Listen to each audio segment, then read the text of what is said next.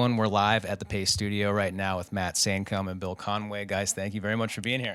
Thank you. Hey, thanks for having us. Yeah, dude, and congratulations on this book. The Hard Times, The First 40 Years is out in the world right now, and I've been enjoying it very much, and we're about to share it with the internet with a couple of headlines from across the first 40 actual real years of this publication. Yeah, we started in 1976, and we've been covering punk and hardcore ever since. This book lays it all out there for you. Yeah. I'm Matt. This is my assistant, Bill. Assistant? He's not to be spoken to directly. Hold on. We haven't discussed the assistant. Here, Bill, one second. I'll get my assistant to read some stories for us. Okay. I wasn't prepared for this. Why don't you start in the 70s? Want me to just hold it for you so you can read it? So, yeah, that sounds good. Yeah. Hold it open for me. And it's Sir, by the way. All right. Okay. Do you need me out of the shot? This one's about the Clash. This teary-eyed Paul Simon Hope's 12th bass guitar. Whoa. Paul Simon? Come on. See, I give Matt the word. So Matt is notorious at pronouncing names, so I open it up to the one page where he will never be able to pronounce it. How do you pronounce it? Simonin. Teary-eyed Paul Simonin Hope's 12th bass guitar will be good enough for album cover. Back there's a recording of the Clash, right? Yeah, right here. This is we're in this tape library. I think that one was early '80s, maybe at the Bonds International Casino. It was a near riot out in front of the show that night because they way oversold it, and they ended up adding like 12 shows to that run of shows. That's the tape of one of them. Just like this appearance, there's a lineup around the block. There's a riot out there. People are trying to get in. Yeah, no, it was weird getting through all the paparazzi out front, but I'm glad we made it on time. You want to read one, Bill? Yeah. Here, I'll hold it for you, brother. The premise of the book is basically that we've existed since the 70s. So this one would be from the 80s section of the book. G.G. Allen escorted off We Are the World music video after a video set after spitting blood on Dan Aykroyd. So this is as if G.G. Allen was asked to be a part of We Are the World, and Dan Aykroyd wasn't a big fan of it. That one's one of my favorites from the book there. I think, Bob, if you can cut to me, I'm going to hold this up. You need to see G.G. Allen in addition to... Is that about where it needs to be to see that picture of him? It's a little bit just forward more. Forward more. Needs to be. Well, it's going to go out of focus if I do that. Well, anyway, Here, I got it. Tell me when I'm in focus. It's going more and more out of focus. Closer. You see that Facebook? Hard Times book. Nailed it. All right. Well, it was great being here. And outstanding. Thank you, guys. So that's what can, in addition to these two wonderfully executedly read titles from the 1970s from this book, what can people generally expect this to be? I mean, I would imagine that a lot of people that are tuned in right now are very familiar with thehardtimes.net. What do they expect from the book? What is this? The book starts in the 1970s. It's as if the Hard Times has existed, and it's all of our best headlines from the 70s, 80s, 90s, 2000s. It's us covering the history of punk and hardcore. And then the back half is our greatest hits from the website so far. So if you like the Hard Times, there should be your favorite headline in here, but there should also be a ton of headlines you've never seen before. Yeah, a lot of new material from the past that you will not find on the website or anything like that. But we wanted to set up a world in which we've existed for this long. There's a storyline arc that goes through it as well. That Matt and I have gone through a lot of trials and tribulations in our relationship, where we become drug addicts, go straight edge, become gambling. Matt buys a racehorse, all this good stuff. And only two of those things are true in real life. Yeah, quite a bit of sniffing of glue that happens as well during this fantastical story arc. I am a big fan of the positing of alternate realities, especially when those alternate realities include sniffing glue and purchasing racehorses, and then taking those racehorses drugs yourself instead of giving them to the horse. Yeah, a little bit of stuff from the real important thing here is that our publisher for some reason decided to make 20,000 of these things. So and we're on the hook for a lot of them. I'm pretty confident they're going to have to burn most of them. Yeah. You can find them at any Barnes and Nobles, though, which is pretty cool because the Hard Times, millions of people read it online, but we've never really had a physical representation of us. And now people in any city can just walk to Barnes and Noble or a lot of indie bookstores and actually see our little website existing. We started our website with there's no money, there's no backing or support or anything like that, just a couple punk kids. Yeah. I think we had $800 total. Bill and I worked on it for 3 months, before we launched it in 2014. So the fact that we have a book now is pretty exciting for us. Yeah, dude, congratulations. That's got to be massively satisfying to be able to hold it and to look at. Have you seen the 20,000 all at the same time? Do you know what 20,000 They're of actually those at my looks like? house. Yeah, it's unfortunate. The publisher updates us by the hour, and like with threatening photos of the 20,000 books, and just remember, this is on you. And let me It's tell like, you, it still looks like a pretty big pile of books. I've done my part. I've got one. Thanks. I own one. Yeah, appreciate that. And I'm enjoying it immensely right now. So when you guys started this, or going back further, can you talk about the earliest memories that you had of shows you went to, or records you listened to, or any of those formative early memories that made you say, I want to do this. I want to create this website, create this book. And when was that clear to you? What bands made that clear to you that music was going to be a large part of what you did with your lives? So I started skateboarding when I was like 12 years old, and a lot of the early like 411 video magazine things, they would take a lot of Discord record songs because Ian Mackay would just let skateboarding have those things like rights free. They would just, I guess, call him up and be like, hey, we need a Fugazi song. And like, yeah, you got it. And so I got introduced to a lot of punk and stuff through those videos and a lot of skate videos. And so just growing up as a skateboarder and eventually just starting to go to shows in Massachusetts, like that was there's a lot of that perspective in the book, I think, as far as meathead hardcore dudes and stuff like that, because that's kind of the scene I came up in Massachusetts. But as far as writing about it, that was just kind of on a whim eventually, where it's just like, let's just give this a try. I got introduced to punk by my older brother. I think most little brothers just want to be like their older brothers, and he was into punk, and he started taking me to shows. I think the first show he took me to was Catch 22 at the Pound, and then we went and we saw the Addicts. My first show was a ska show as well, Big D and the Kids Table at the Shout out to C-Note Tazzy, Hall. right? Tazzy. And then I also my first Gilman show was very quick after that. That was Clip 45, a street punk band. That was a lot of fun.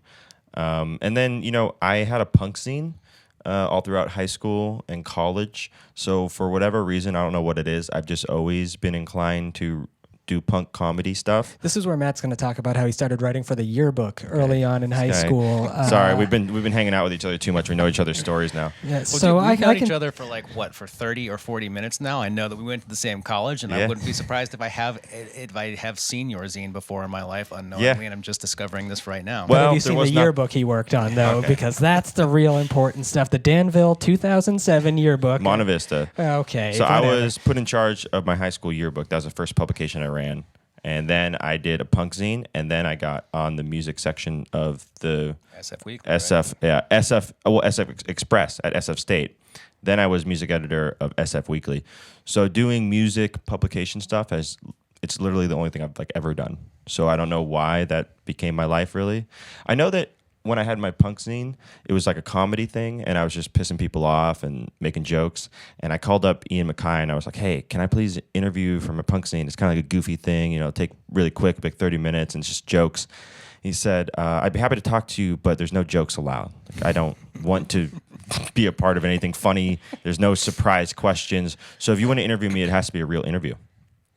I think that was my first actual piece of journalism I did, was Ian Mackay just refusing to be goofy. Have you heard any feedback does he have any idea about the headline? Yeah. He must have seen the headline. Yeah, so I called him again, asking him. So He's very accessible. yeah, he's he believes in the getting back to people. He sent me postcards and stuff. But I talked to him for my zine for 3 hours, which is amazing to think about a guy who there's no reason why he needs to talk to a kid who's going to print up 20 punk zines, but giving him 3 hours of your time. So he's very generous with his time. And then I called him once Hard Times. We have a podcast now, and I wanted to have him on. And I probably had 3 phone conversations with him, each 30 to 45 minutes of him explaining to me why our satirical website shouldn't have a non-satirical podcast. So he didn't like the idea, so he hasn't come on yet. But he also forwarded me an email from some European hardcore kids who fell for one of our headlines, and he's like, your website's a pain in my ass, because we said Fugazi was getting back together on the site, right? And these kids were like, where can I get tickets? Where are you guys playing? But then wait, what was the second half of that headline? Fugazi gets back together in order to... Fugazi reunites to criticize audience in its entirety. So, yeah. We also did one that was Martin Shkreli buys Fugazi and jacks ticket prices up to $9, And so whenever those come out, Ian MacKaye gets emails from people who think it's real, and then he gets upset at us. Usually weird European hardcore kids. Yeah. Just language barrier, not getting the subtleties of satire. But we're both straight edge dudes, and Minor Threat was a big. I think Bill's got 2 Minor Threat I got tattoos. 2 Minor Threat tattoos, yeah. So hopefully one day we're gonna win him over and have him on the podcast. Ian, if you're listening to this, How many more tattoos do I got Please. to get, man? Yeah. You know, like, do I have to be like Earth Crisis face guy and get Minor Threat tattooed on my face? I already shifted my interest completely one time and did a serious interview in a comedy zine. So if you need to, whatever it needs to be, Ian, just come talk to me, please. And how did that work? You are out? my father. How did shifting the format completely and doing a straight interview in a comedy zine? I mean, the people who know who you are expect a certain thing from it. It got me into music journalism. I really liked it. Okay. And then I started interviewing more musicians, and then I became the music editor at SF Weekly. So it was a really good move. So Ian's put you on your career path. Basically, you owe He really everything to did. Ian MacKaye. He really did, which is very bizarre to think about. We've got, I should have mentioned this earlier, but I didn't. I'm going to mention it right now. We will take questions from the internet. If the internet has more interesting things to say than I have to say, then we'll just say them. So far, we've got from Joey Are people Fish. watching this? Yeah, dude. We've got a good audience right now. There's Hey. plenty of people tuned in. Don't wave to They're them, man. not That's me. asking great questions yet. There's Pace Studio, ... That's where Nicki Minaj got her start, right? And yes, that is true. But We have a great Nicki Minaj headline on our website. Nicki Minaj and what was the other band? It's Cannibal Corpse. Nicki Minaj and Cannibal Corpse team up to write song about eating ass. Yeah. A lot of people. sounds like a perfect Halloween song. A lot of people like really like in the comment section like can't wait to hear this, but they're not being like ironic or anything like that. They're like waiting for the song to drop and like I guess it's probably not going to happen. But yeah, people don't get it sometimes. What do you guys see as the next iteration of the Hard Times? So now it's a website, has been a website since the 1970s. Right. Is Exactly. now- Nailed it. Is now a book that you can get all over where books are sold, Barnes and Noble, and a lot of independent bookstores. Do you see any other mediums as being a logical place to expand into now that you're in books and the internet? Well, Matt and I have always wanted to get into. I know Elon Musk is in that area, but like the space travel thing with SpaceX, like we've wanted to do like Hard X or something like that, I guess, and just try to explore and get us there because I feel like we have a lot of good ideas about jokes, but people can't get over the time travel and stuff like that. And get If I was going to go on like a commercial space flight, I wouldn't want it to be a punk company, right? no, we just do it ourselves, man. You know, just figure it NASA, out. Read some fuck books. NASA. You don't need NASA. Yeah, DIY. Yeah, we got tape. We have a podcast that we do, the Hard Times Podcast, and we expanded out into a video game website called Hard Drive. We have a presidential candidate called Ace Watkins. You can follow him on Twitter at GamerPres2020, I believe. He's a very influential young man. He's the first gamer to run for president. We need a gamer in the White House. And we're got a web series in the works, but it's not finalized yet. And we have this book out, so that's what we're doing right now.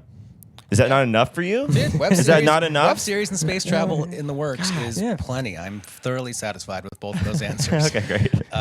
The internet has one. I can answer this also. So, do you guys have a personal favorite? I mean, how many are there? There are multiple thousands. Probably is it a 5-figure number? It's got to be. Probably. As A far lot. as like published on the website, it's upwards of like 3,000 pieces of content at this point. Plus what you could add into the book. We got So Robert Bell wants to know your personal favorites. I can tell you, Robert Bell, my personal favorite. I just saw it recently. It was 9-year-old punk music savant already can't play the guitar. Yeah. I 9-year-old love that punk one. prodigy. Prodigy. Yeah. Was that written by Ian? No, that I believe that was. I forget who that one was. I don't remember. That was actually cut from the book for length. Yeah, fuck you, Robert Bell. We cut it from the book.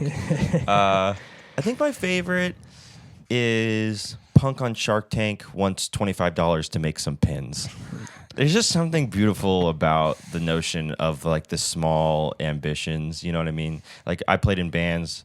We toured the country a couple times, DIY shows, playing in basement and stuff. And just like putting out your own records and making little runs of pins, you know, like that. That's like your biggest goal. I really like that was a headline by Mark Roebuck. He's one of our editors. I think he really nailed the tone of that one. One I've always enjoyed was Jeremy Kaplowitz wrote Crowd Surfer Attacked by Crowd Shark. I've always liked that one because especially the art that goes along with it. I just thought of a crowd shark always tickles my fancy. We went to Riot Fest and we blew that one up on a big poster, but we cut out the face of the person being attacked by the crowd shark, and we let people put their faces in and be the person who was attacked. People seem to really like that. You guys have some crowd sharking. That doesn't make any sense at all. What are you doing with the rest of your day? I happen to know that you're going to a fight. That sounds like a lot of fun. It's maybe neither here nor there, but it seems like you guys are going to have a lot of fun with the rest of your day in New York City.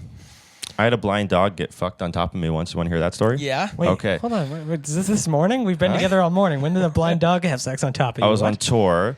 I was in Tucson, Arizona. We were traveling alongside like a historic heat wave, and like mailboxes were melting and garbage cans were melting, and we didn't have enough money for hotels, so we always just asked people at the shows, hey, can we crash your house? The problem is if you ask, can 8 dudes crash your house like in 2 hours, usually the people who let you into their house are, you know, they don't have the nicest houses, which is great. I didn't mind at all. But this guy, we got to his house, and there was like 15 stray dogs in his living room. You could tell they were strays. They like weren't his dogs. And I go, hey. Did not need the warmth at that particular time. I said, hey, man, you know, I thanks so much for having us over, but why are there so many dogs in your house, right? It became like this huge elephant in the room, like there's dogs all over your house. And he goes, yeah, well, it's really hot outside. Yeah, that still doesn't quite answer my question, though. Why are there so many dogs? He says there's a dog park around the corner. He was worried about the dogs. It's like a bunch of stray So he's been dogs. kidnapping dogs from the dog park? And so he let all these dogs in the alleyway and in a dog park. Any dog that he could find outside, he let him into his house. He didn't have air conditioning, though, which is what I thought was very bizarre. Maybe he did. He had all these vats in his house. So I'm still not sure what this has to do with the rest of our day in New York. I'm getting to it. No, this is a way better answer to a question that I did not. It's got nothing to do with anything, but I love this. Okay, so I lay down on the floor and I roll out my sleeping bag. I'm like, I gotta go to sleep. We gotta drive 12 hours the next day or something like that. And almost as soon as I lay down, a blind dog jumps on top of me and starts trying to hump me, right? Which is like kind of bad. I'm trying to push it off. But then another dog gets on top of it and starts having sex with this blind dog while it's on top of me. And I'm struggling to get him off me. Eventually I do get him off me and I stand up. I'm like, kind of like, oh, whoa, right? And then I'm like, well, I'm really tired, so I'm gonna go back to sleep, right? So I lay down again immediately.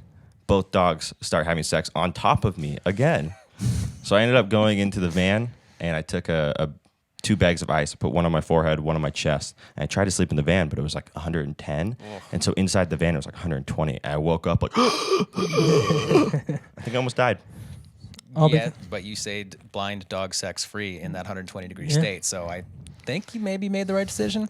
I don't know. It's a tough call. Neither of those things are a good scenario. I've never had the experience myself, so I don't know what the right choice is. I woke up with a wolf on me at a house party one time. There were not 2 dogs. A wolf was just asleep on me, and it was a wolf, man. This is not a dog. Well, where It was looked this like a house wolf. party? Yeah, it was in Bushwick. What the fuck are you talking about? I feel like people have been doing this now. It's like a hip thing to do is to not have a dog, to have just like a straight up wolf.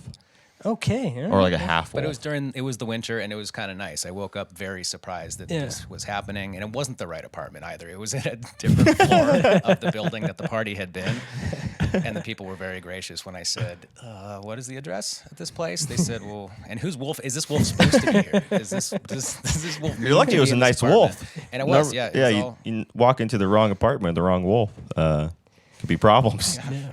I actually like nowadays there's apartment laws. They're like, no wolves. I think that's a really funny thing to have to put on a weird tenant. clause you have to put in there. I see people walking them sometimes in San Francisco. You see a little tiny dog and you see a guy with a fucking Sure, you're not just wolf. thinking of a husky, you know? No, I'm serious. They have like half breeds and full breed wolves. Crazy. We've got a good one from here, from the internet. Ian Hare, thank you, sir. Do you guys find it difficult to keep Hard Times punk? Is it hard to find things to satirize in that realm? Is it ridiculous enough that it's difficult to find satire there sometimes? I think at first, everybody was kind of like concerned about like how many jokes can we make, but I feel like every week we're surprised by how many like new angles we can come up with. Like it's always changing, and there's a large depth of experiences that we just haven't even touched on. But it really hasn't been that difficult. But we also have branched out into a lot of other areas as well, just like general culture stuff. But everything comes from a punk point of view. Like at the end of the day, it comes from that angle, even if we're just talking about working an office job. Yeah, I think that's the big differentiator is that we don't have to just do punk headlines. We can do anything as long as our team is people from subculture communities. And so you have like The Onion, and they have their everyman, which is like a guy with a job, a house, a white picket fence. He like has to mow his lawn, right? And then our everyman has like a band, shitty roommates, depression. He's eating bagel bites. So it's just a straight up different perspective. Has blind dogs hump on his face every Blind now and dogs, again. yeah. One of those things was not like the others, and it was the bagel bites. Dude, bagel bites are legitimately a wonderful thing that everyone should have in their life. No, you just exposed to this live place that you have depression and a shitty roommate. That's all that happened there. So we don't really run out of stuff to satirize because instead of just focusing on stuff that's inside the basement show, we just decided that the people who are inside the basement show should satirize all the rest of culture. So as long as we keep that same perspective and that same team, our company's completely independently owned, and it's owned by punk kids, and our team is punk kids. And Chrissy, our other editor, if you apply to write for our website and you don't pitch a band, you just pitch like cultural stuff, she will hunt you down and she'll kick you out of the group one way or another. Yeah, Chrissy, the third person that worked on the book, mainly she's got a lot of firm opinions that she will share with you about if somebody wants to submit to the Hard Times, because we have an open process. You can just go to thehardtimes.net/about, give you the process. But when people don't pitch, when we can tell it's a rejected onion packet or something like that. It's like, you motherfucker, get out of here, with your onion headlines. Yeah, it's really not what we're doing. You know what I mean? A lot of people think of us. I think The Onion is so powerful that they got that Kleenex effect, where people think that every tissue paper is Kleenex, and people think that every piece of satire is onion-like. I didn't read The Onion. It didn't inspire me. It does now. I read it now, but I was more inspired by going to punk shows and seeing guys like Brace Belden from War Crime telling funny jokes on stage. And we went on tour, and I met Hoagie from Omegas, and he would do these elaborate sketches on stage. He had like a fake security guard who he feuded with, and then it was revealed that the security guard ripped his shirt off and he had an Omega shirt underneath, and then he stage dove. And I was into all that sort of stuff, the big satirical Andy Kaufman type stuff. Yeah.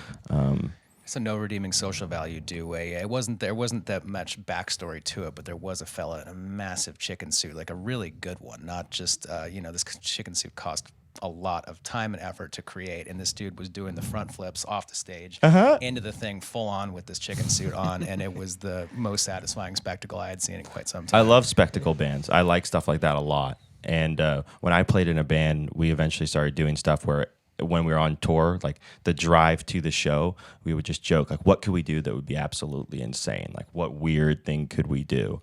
Like, one time we made a crowd mosh and stage dive before we played. We said we won't play unless you start stage diving right now. And we would just do little bits like that all the time. Yeah. And so that really, to me, is more the core root of what we're doing than... I didn't read any comedy publications. What comedy publications did you read that you were inspired by? Well, I mean, I was a big fan of The Onion growing up, but I never read many comedy properties. I was just watching. Did you read Mad? No, Mad's not funny. Okay. No, Mad's just cartoons. Mad had a couple. Snappy answers to stupid questions was funny. That's the only funny thing Mad ever did. Do you have shows coming up? In the stand-up comedy area. So we're on this book tour. We have we're doing a book event in Boston on November 6th at Brookline Booksmith, and we're to go to DC. And after that book event, the next day we're doing a comedy show called Punk House Comedy. One of our contributors, Kevin Titt, hosts that, and so we'll have Hard Times writers on that. That's November 8th, and then we go over to Portland November 11th, where we have an event at Powell's, and then a live comedy show following that event as well, and then down to San Francisco on the 13th. So a couple of comedy shows mixed in on the book tour as well. I'm so glad this guy knows the dates.